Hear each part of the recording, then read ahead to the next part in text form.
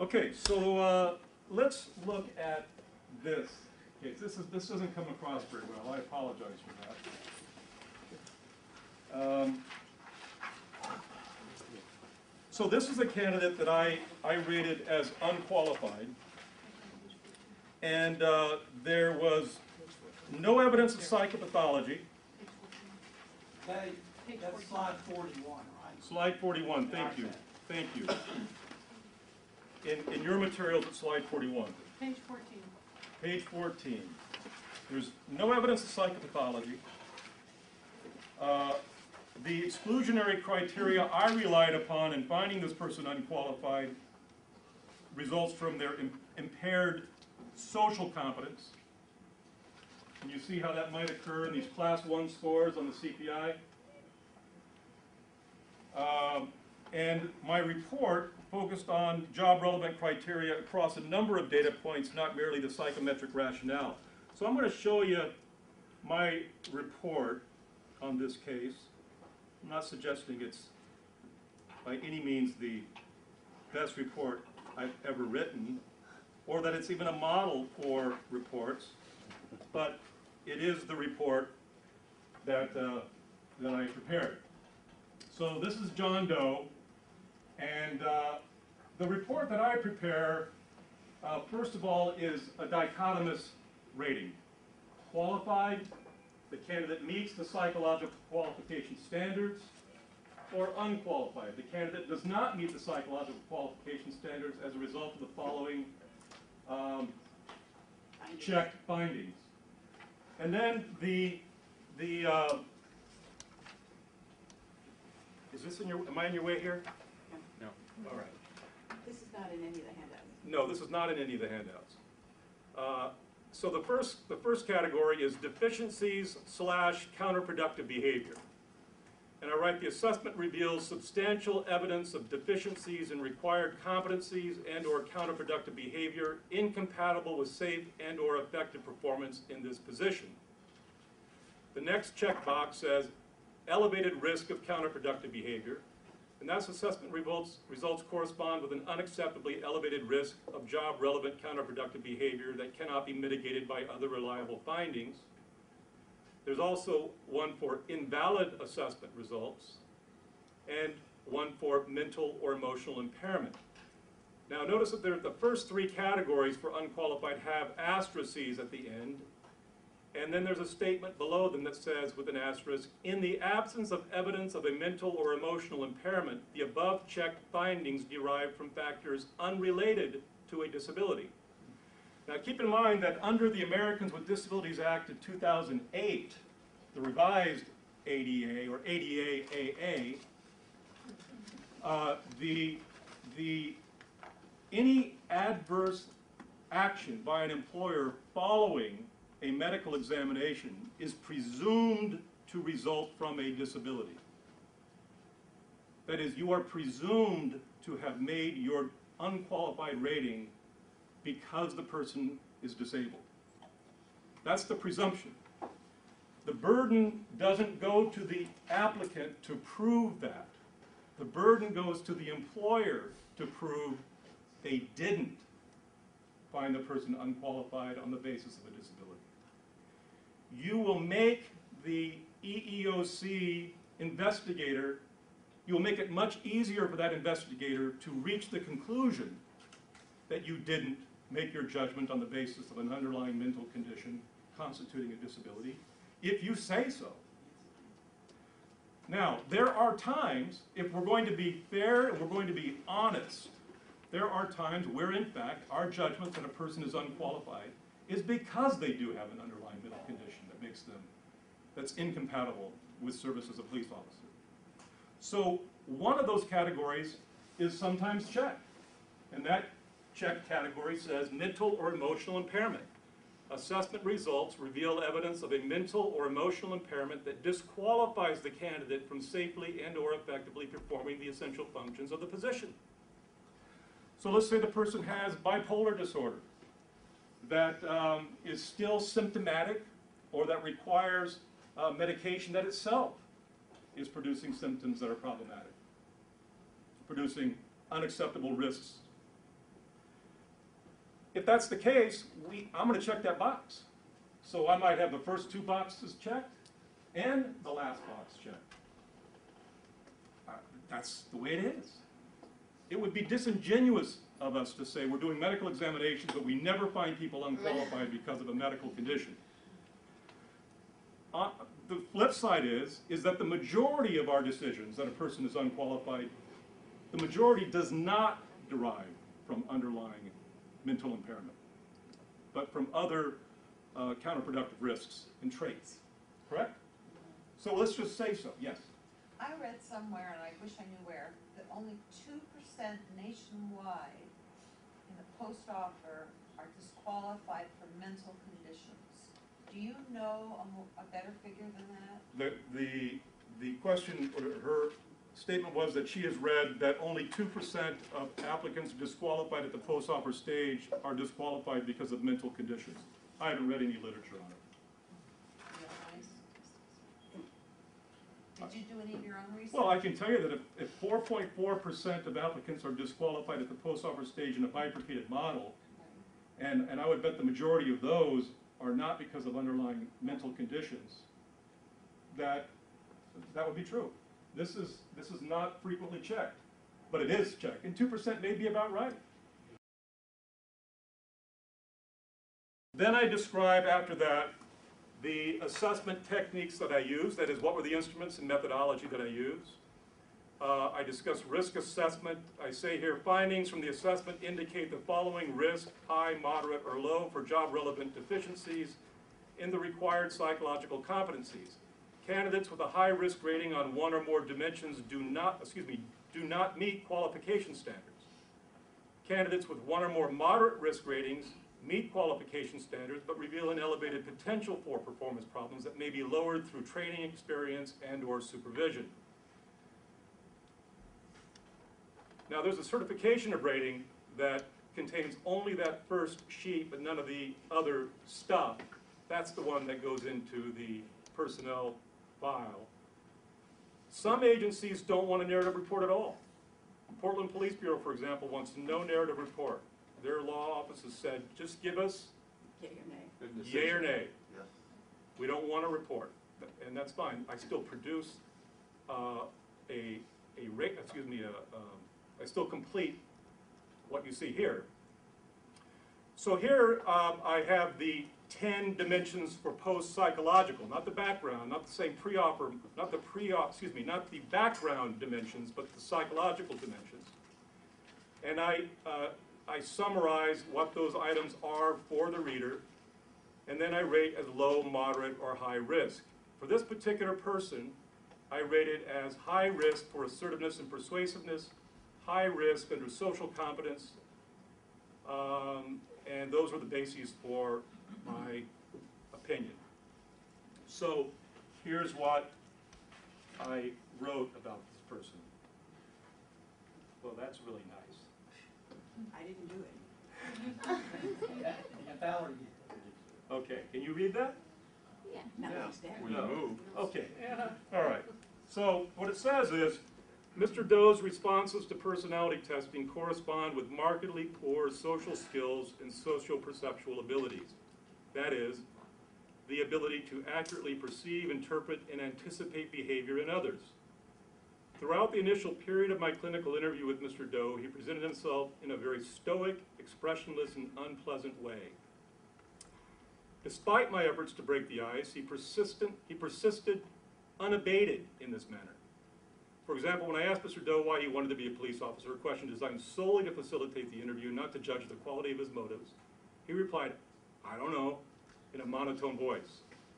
When I pressed for a more substantive response, he answered, "Just everyday challenges, I guess, working outside."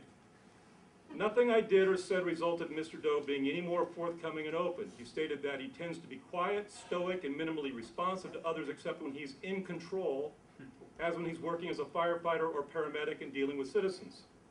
Rather than merely quiet and stoic, however, I found his behavior passive-aggressive. It was clear that he did not like being here in this evaluation, and his response to it was to make it as unpleasant for me as he felt it was for him. In a similar vein, he left blank a question on a history form that asked him to list all traumatic events he's been exposed to in his life.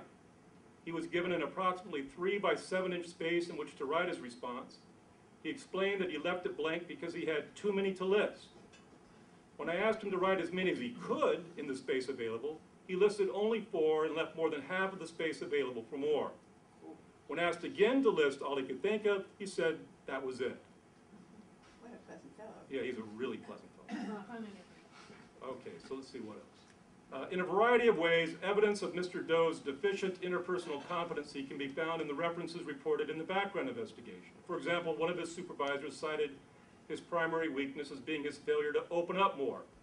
A coworker cited his principal fault as his bluntness. He doesn't sugarcoat things. If he doesn't like something or someone, he would say it. Although this was minimized by noting that, quote, he is always professional about it, unquote, and, quote, it never got in the way of work or made things uncomfortable, unquote, it is hard to imagine that this trait does not, in fact, reduce effectiveness in a job that requires considerable diplomacy, interpersonal sophistication, mediation skill, and communication ability. Another coworker described him as sarcastic, another noted that he tells it like it is. In the course of the assessment, Mr. Doe was asked whether he makes jokes or negative comments at work about women, minorities, or other protected groups, one of the questions in Mike's IQ. He replied that he does, and he defends his doing so by noting that, quote, everybody does it. As an example of the kinds of comments or jokes he makes, he said, quote, there's a guy I work with who's actually from Africa, and we'll make jokes about him all the time.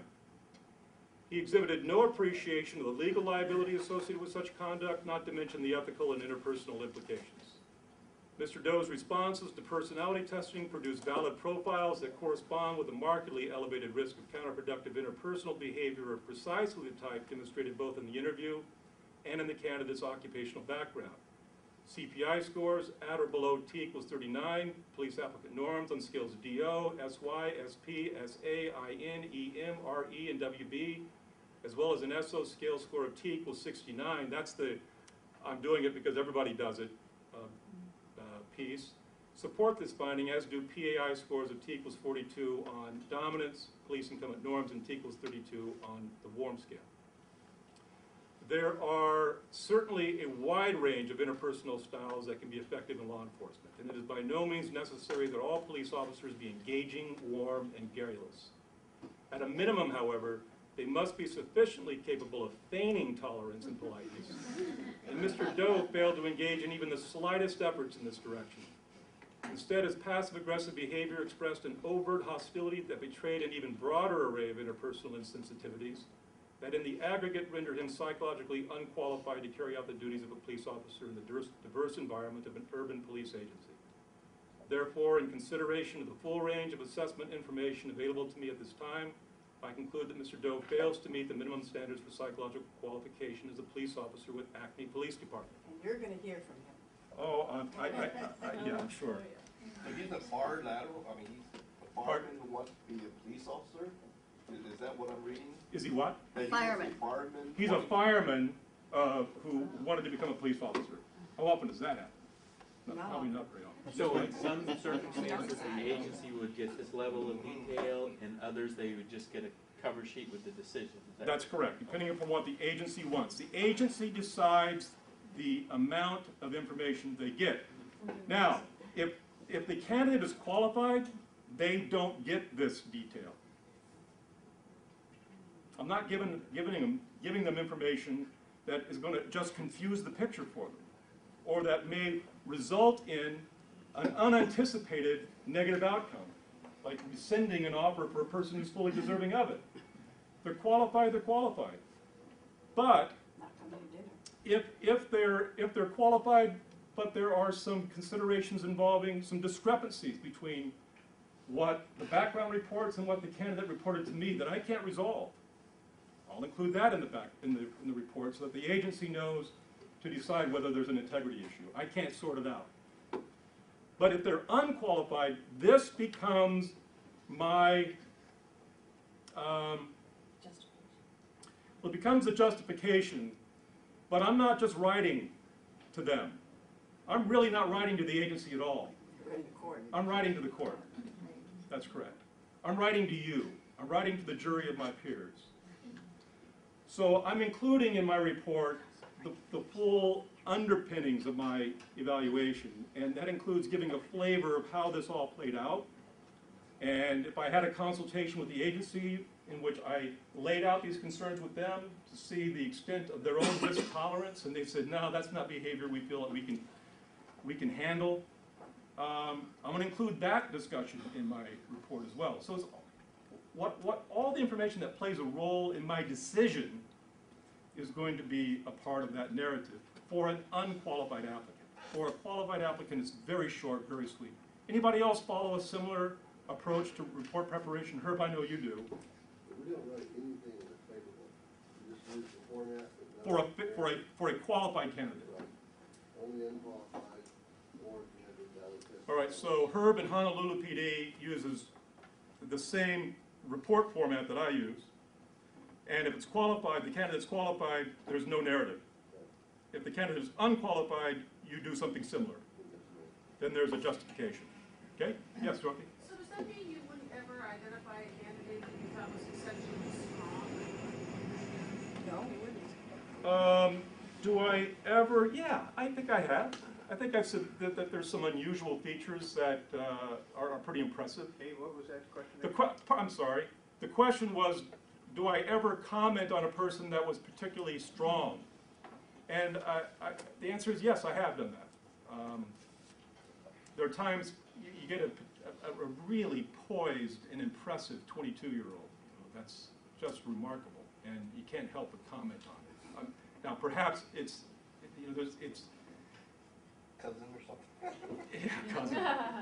I mean, there's really no justification except that it's so unusual and in some ways seems compelling to note it. But I think it's perfectly appropriate to leave out as well. Here in She was first. Okay, go ahead. One of the things I will sometimes do in clearing someone, and this comes from years of being battered by the chiefs of I can make those decisions, is to say that there's no psychologically disqualifying factors, but this person may be a supervision problem, and I give examples that they challenge authority, whatever. It doesn't rise to the Right. this.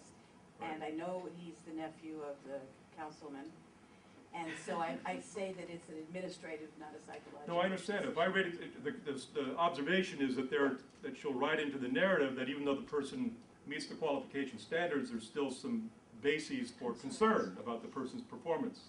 And I agree, that's what a moderate risk is.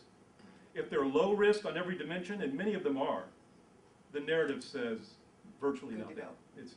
It's by and large a cut and paste. Okay, Yes. then I'm a little confused, because it sounded like if the person passes, you said you don't write a narrative, but here. No, I write a narrative. You write a narrative? I write a narrative. Herb does not. Okay. Now, except unless it's Portland Police Bureau or some other agencies that have told me they want Don't. no narrative report. Right. So they just get a certification rating at I've that had point. agencies who absolutely don't want to report if the person clears. So- Because they don't want anybody, their fear is somebody's gonna look back later and say, you said, and we still hired him. Yeah, that's, so that's, the observation for San Diego was that she has agencies that don't want any commentary or narrative if the person is qualified for fear that it may become Negligent hiring. it can become material the plaintiff may get a hold of it later, and it can become fodder for either negligent hiring or some other liability theory. Mike? We had one agency that said, send us the decision in writing, and then they sent it back to us. They didn't want to keep it in their files Yeah. at all. So We don't- here's an agency they want to see it, but then they want it returned. Okay,